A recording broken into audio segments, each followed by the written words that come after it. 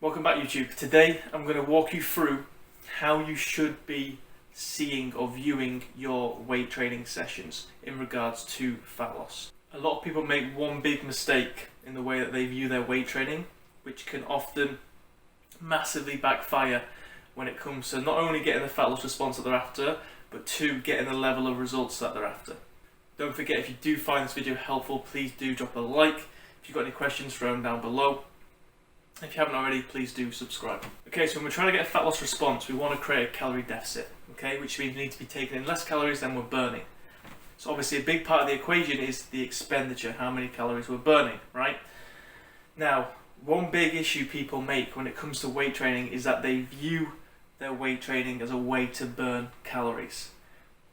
Now, the reason why viewing weight training as just expenditure is a bad idea is because, one, we're missing the main purpose of weight training, which I'll come on to in a minute, and two, if people just think of it as expenditure and calories burnt, what they typically end up doing is ramping it up as high as they possibly can because they're thinking it's going to help them burn as many calories as possible.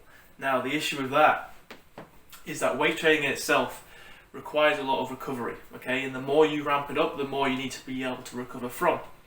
And if you can't recover from it, then you're not going to be able to get as good an adaptation from it as possible. And especially within a fat loss environment, you're running the risk of just running yourself into the ground, okay?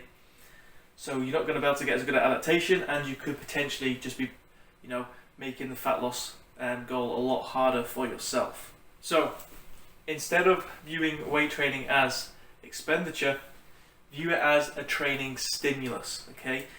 The main reason we have weight training within a fat loss program is because weight training is going to help us retain the muscle mass that we have. Okay, when we go through a fat loss goal, the idea is to drop body fat, but to maintain the muscle mass that we have. Okay, and that way, at the end of the fat loss goal, people have got this toned look or defined look that they're going for. Okay, that requires a certain level of muscle mass. That requires retention of muscle mass. Weight training is there to do that job. Don't see weight training as a means to burn calories. See weight training as a means to create a stimulus to retain muscle mass, okay?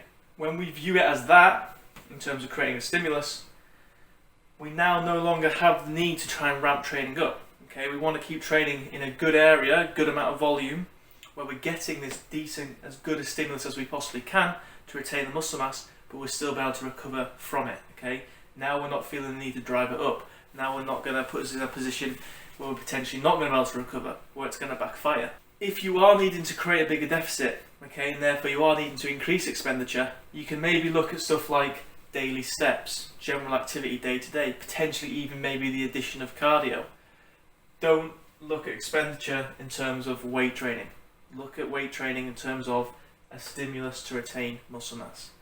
It will change the way you view your training.